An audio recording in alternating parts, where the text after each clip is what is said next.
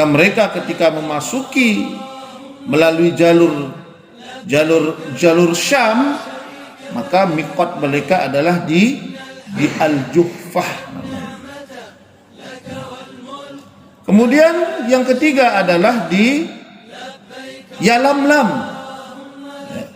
Yalamlam itu adalah miqat bagi penduduk Yaman dan orang-orang yang berangkat melalui jalur Yaman.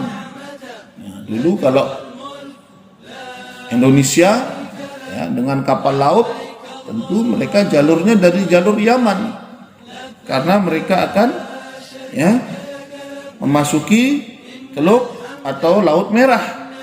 Ya, Laut Merah maka sejajar dengan Yalamlam.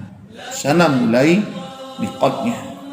Kemudian yang keempat adalah yakni Qarnul Manazil, adalah miqat bagi penduduk Irak, Najd. Nabi sebutkanlah dalam hadisnya itu Najd.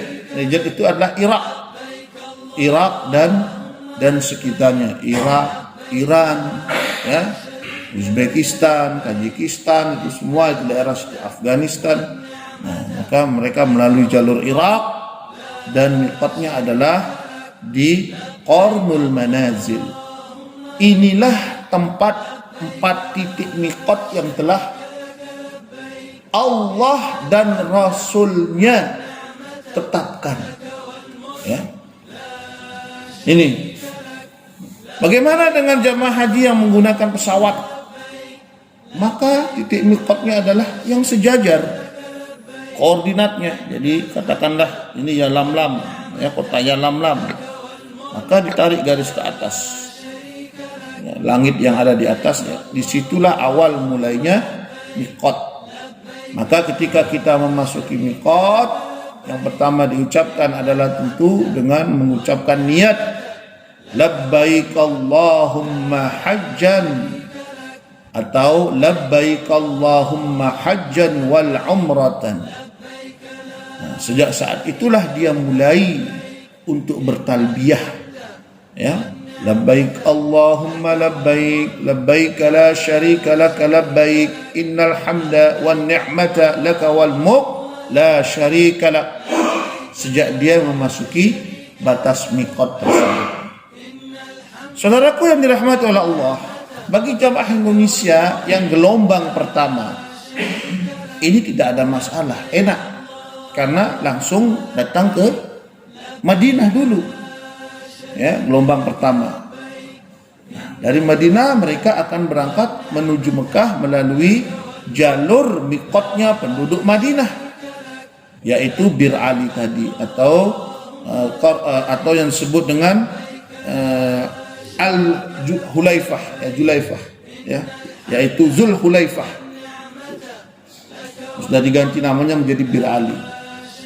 Nah, kemudian sementara bagi gelombang yang kedua, ini yang sering di sini permasalahan, adalah yaitu jamaah haji langsung menuju ke Mekah, ya, tidak ke Madinah tapi ke Mekah. Nah, miqatnya mana? Maka miqatnya mengikuti penduduk Yaman, yaitu Yalamlam.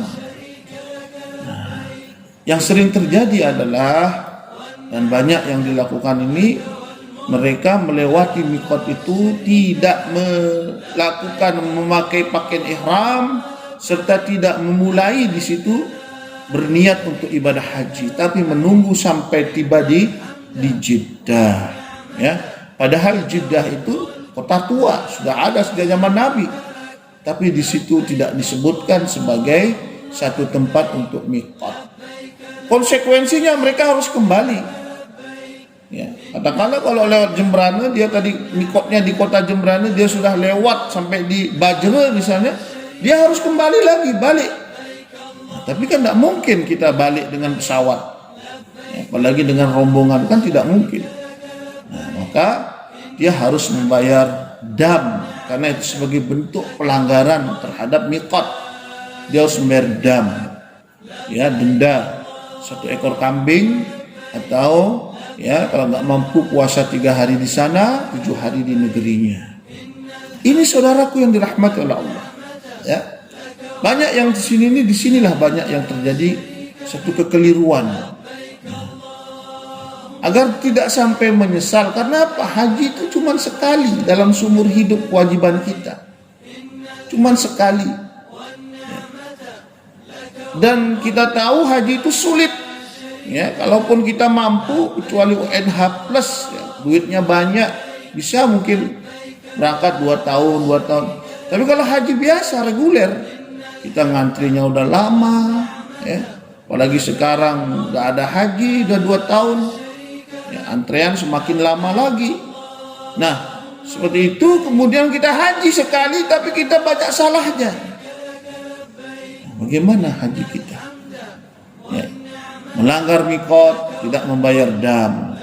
Lalu bagaimana haji kita? Pada Rasulullah Sallallahu Alaihi Wasallam, beliau mengatakan kepada kita bahwasanya, kata Rasulullah Sallallahu Alaihi Wasallam, la adri la'alli la ahajju ba'da hajjati hadhihi lita'khudha manasikakum, kata Nabi, ambil manasik hajiku daripada kalian, ya, karena aku tak tahu, kata Nabi, akan bisa berangkat tahun-tahun yang lainnya. Nabi. Jadi Nabi SAW beliau sudah mengatakan, litakhuzu manasikakum, ambil oleh kalian manasik haji kalian itu dariku. Fa inni la adri, aku enggak tahu, kata Nabi, la'alli la ahujju ba'da hajjati hadhihi, apakah aku bisa lagi berangkat haji sesudah ini. Dan memang benar, Rasulullah pun beliau hajinya hanya sekali, yang dikenal dengan istilah haji wada. Nah, inilah saudaraku yang dirahmati oleh Allah, ya, permasalahan haji di sini. Kemudian yang berikutnya nantilah insyaallah ini tentang macam-macam haji, ya, ada haji ifrad, ada haji qiran. Ifrad yang menyendiri, ya, menyendiri, bukan orangnya menyendiri, tetapi cara pelaksanaan hajinya yang menyendiri. Kemudian ada haji qiran. Qiran itu artinya berbarengan atau bersamaan. Kemudian ada haji tamattu. Saudaraku yang dirahmati oleh Allah Subhanahu wa taala, ya mungkin bisa disampaikan, dijelaskan besok insyaallah tentang macam-macam haji ini dan perbedaannya. Kenapa ada perbedaan haji seperti ini? Ya. Apa sebabnya dibeda-bedakan seperti itu? Ini akan disampaikan insyaallah pada kesempatan yang akan datang. Mudah-mudahan yang sedikit ini, ya, bisa menjadi penyemangat kita untuk berangkat haji. Fa idza aradal hajj, kata Nabi, kalau kalian ingin berangkat haji, falyata'ajjal, segera berangkat haji, jangan ditunda-tunda, karena tidak ada yang tahu apakah kita besok masih hidup ataukah tidak hidup. Ya, insyaallah mudah-mudahan bermanfaat. Wabillahi taufiq wal hidayah. Assalamualaikum warahmatullahi wabarakatuh. Innal hamda wan ni'mata laka wal mulk la syarika lak.